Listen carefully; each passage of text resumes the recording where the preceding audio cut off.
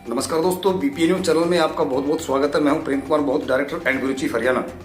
साथियों, जैसे कि हम पिछले 3-4 महीने से आपको मेवात की, रेवाड़ी की, फरीदाबाद की या पलवल की एक एक खबरों से रूबरू करा रहे हैं, ग्राउंड लेवल पे जाकर के, और प्रैक्टिकल में सत्यार्थ में जो न्यूज होती है वो आप तक हम पहुंचाने का काम कर रहे हैं। आज हम पहुंचे हैं जिला नूंह के गांव पल्ला में। पल्ला गांव में यदि हम वोटर्स की बात करें तो लगभग 2-2.5 हजार के समथिंग वोटर्स है, लेकिन पॉपुलेशन की बात करें तो समथिंग 10,000 के लगभग यहाँ पर टोटल पॉपुलेशन है। एक प्रिय दर्शकों, मैं सभी को बता देना चाहता हूं कि सबसे बड़ी अचीवमेंट मैं मेवात की ही नहीं कहूंगा, पूरे हरियाणा की कहूंगा। उर्दू की यूनिवर्सिटी यदि कहीं है हरियाणा में तो वो पल्ला गांव में है, और जो सीधे हैदराबाद से लेकर आए। यहाँ की जो सरपंच साहिबा है वो है बेगम जाहिदा जी। उनके जो ज्येष्ठ है, कार्यवाहक जो है वो है भाई फारूक जी, और लगभग 94 की योजना से ही वो ग्राम प्रधानी में रहते आए हैं। और ग्राम प्रधानी में कंटिन्यू क्यों रहते आए हैं? क्योंकि वो गांव में विकास पे ज्यादा से ज्यादा ध्यान देते हैं, चाहे वो एजुकेशन की बात हो, मूलभूत सुविधाओं की बात हो, या गांव बस्ती में झगड़े फसाद की बात हो, उसका समाधान कराते हैं। आज हम जानना चाहिए भाई फारूक से। आज हम पहुंचे नूंह में। फारूक जी कैसे हैं?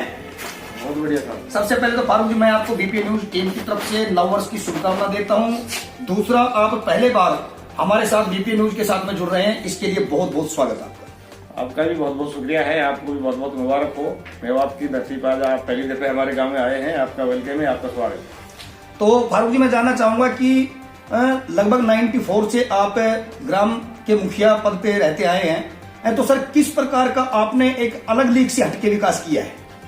दरअसल अनपढ़ता की वजह से हमारे गांव और आल मेवात की यही मामला है कि जैसे कुछ पढ़ी लिखी पंचायतें, पढ़े लिखे लोग जो सामने आए हैं, तो कुछ विकास कार्यों में तब्दीली आई है और कार्य आगे बढ़े हैं जी। अब बात इस बात की है कि मेरा बहुत बिगड़ा हुआ गांव था, तो आज के दौर में गांव नहीं सर, बिगड़ा हुआ जैसे जैसे जैसे जैसे जैसे कि मान ले लड़ाई झगड़ों में। जी जी जी। हाँ, बहुत बिगड़ा हुआ था। तो उस चक्कर में आप लोग दुआ से गांव समाज का भी हमारी मेवात में माजदा बना हुआ है। समाज में बैठ के लगभग हम 302 के फैसले भी बैठा के करा देते हैं। तो यानी कि कहने का मतलब आपका तावड़ू में बावला और नूंह में पल्ला है ना? दोनों की यही यही बड़ी बात थी। लेकिन अब बिल्कुल ठीक है, हम नूंह जिले के पहले नंबर पे हैं, गांव नूंह के टच में लगते हुए हैं जी। तो बहुत कुछ फर्क है, बच्चे एजुकेशन की तरफ अग्रसर हैं जी। और सारी मामला जो गांव की मूलभूत सुविधाएं हैं, कुछ सरकार से मिलजुल के, कुछ गांव के सहयोग से, कुछ आप लोगों के फंडिंग से, तो सारे काम को आगे बढ़ा। एक दूसरा, अभी सरपंच साहब कुछ दिन पहले आपके गांव में एक कैनाल जो निकल रही है वो ब्रोकन हो गई थी, टूट गई थी वो, तो उसका रिपेयरिंग का काम हो गया क्या? हाँ, गुड़गांव कैनाल जो है रात्रि में टूट गई थी, तो यहाँ जो है हमारे अधिकारी, रात का वक्त था, जो पुलिस प्रशासन वहाँ 24 घंटे खड़े रहा, फिर सुबह जाके डीएम वगैरह पहुंच गए थे, वहाँ मौके पे, और अपने जो है एसडीएम वगैरह सारे लोग वहाँ पहुंचे, प्रशासन के सभी लोग पहुंच गए थे। वहाँ जाके नहीं उन लोगों ने जो है सुबह उसको जेसीबी वगैरह मंगवा के नहीं, और काम को जो है तुरंत नाले को बंद करवाए, नहर को बंद करवा के उसकी जो है उसी मरम्मत कराई। तो सरपंच साहब, अभी 1.5 महीने के बाद में लगभग चुनाव होना बाकी है, तो अभी क्या मन बना रखा आपने? मन जनता के पीछे डिपेंड करता है। सब बात यह है कि जब हम 94 से गांव की सेवा करते आए हैं, अगर हमने कार्य अच्छे करे हैं तो लोग हमें अपना आप चुन के देते हैं। मैं कभी सपोर्ट में नहीं जाता, गांव के लोग ही सपोर्ट करते हैं। दूसरा, एक सरपंच साहब, मेरा एक अंतिम क्वेश्चन है आपसे। सरपंच या कोई पदाधिकारी होने से पहले आप एक किसान के बेटे, किसान है। लगभग 2 महीने हो गए हैं किसानों का आंदोलन चल रहा है पूरे हरियाणा के अंदर, तो आप भारत सरकार से क्या अपील करना चाहेंगे? 126 किसान के लगभग मर चुके हैं। दरअसल बात यह है कि हम माननीय प्रधानमंत्री जी से पहले भी कई बार रिक्वेस्ट कर चुके हैं, लेटर भी भेज चुके हैं, सारे मामले चल रहे हैं। अभी मेवात के कुछ किसान यहाँ सुनेड़ा बॉर्डर पे जो है बैठे हुए हैं, सब लोग जा रहे थे। सारी मेवात ने कुछ लोगों का वहाँ ध्यान भी रखा, उनके लिए चंदा भी कुछ करके दिया, खाने पीने का बंदोबस्त किया, थोड़ा जैसे चल ही रहा है। तो सरकार को जनप्रतिनिधि जो लोग हैं, जो जनता जिनको चुन के भेजती है, उनको मानना चाहिए कि हमारी आवाम, हमारी जनता क्या चाहती है। जनता के आचार विचार में फैसला लेना चाहिए, उनको बात मान लेनी चाहिए किसान।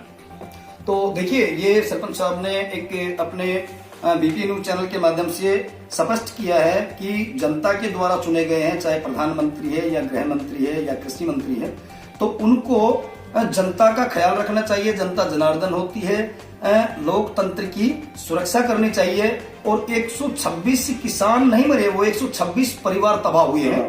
तो भारत सरकार को, हरियाणा सरकार को अपने हठ धर्मिता से बिल्कुल नीचे आना चाहिए, नीचे उतरना चाहिए और किसानों के इस आंदोलन को समाप्त करवाना चाहिए। इस फैसले को जो इन्होंने लिया है, 3 काले कानून जो लागू किए हैं, जो कृषि कानून जो लेके आए हैं, इनको रद्द करना चाहिए। तो सर, सरपंच साहब, और आप क्या आग्रह करना चाहते हैं भारत सरकार से या जनता से?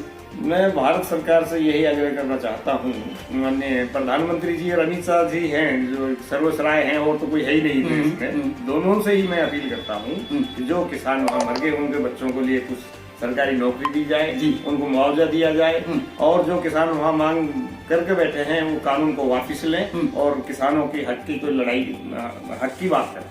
अच्छा, दूसरा सर, सरपंच साहब, आप जो ये यूनिवर्सिटी लेके आए हैदराबाद से, क्यों नहीं ला सके लोगों? क्या कारण है इसका?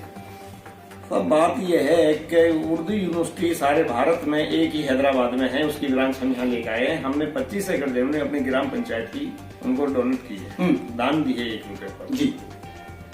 तो जगह देने के कारण एक तो हमारा पिछड़ा एरिया है, इस कारण, क्योंकि अब तो ये हरियाणा में ही नहीं सारे भारत में हमारा पिछड़ा जिला जाता है, तो उसमें शर्म सी भी आती है कि हम पिछड़े हुए हैं। तो हम कोशिश कर रहे हैं कि हम अपने बच्चों को पढ़ा लिखा आगे बढ़ाएं।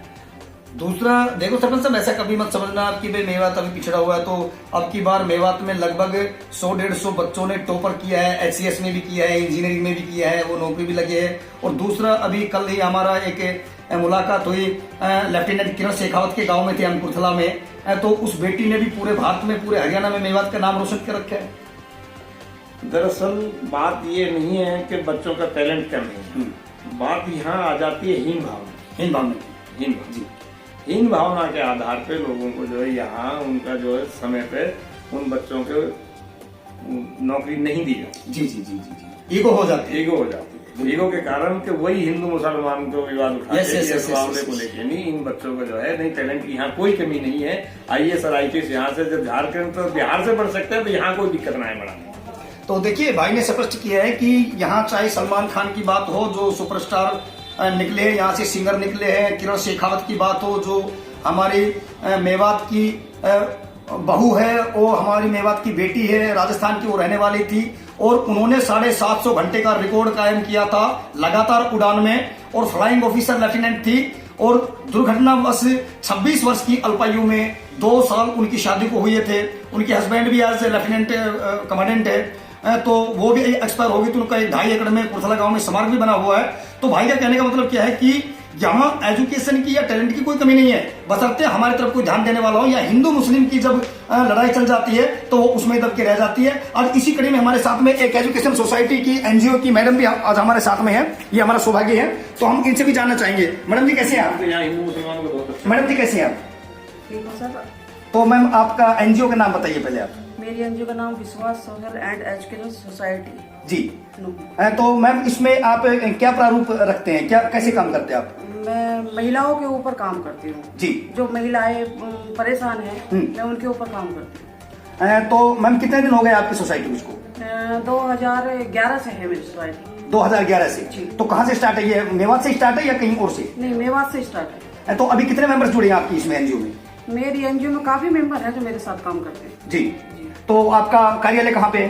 कार्यालय यही है, नूह में ही? नूह में। अच्छा। तो मैम जो ये हिंदू मुस्लिम भाईचारा एकता की खराब करने की जो कोशिश करते हैं, कुछ एक चैनल्स वाले भी करते हैं। अभी कुछ दिन पहले एक नेशनल चैनल ने हिंदू मुस्लिम एकता भाईचारे को खराब करने की कोशिश की, क्या ऐसा मेवात में है? नहीं सर, ये नहीं है। यहाँ पे हिंदू जो मुस्लिम का है वो बहुत अच्छा वो है, भाईचारा है। हाँ, भाईचारा है।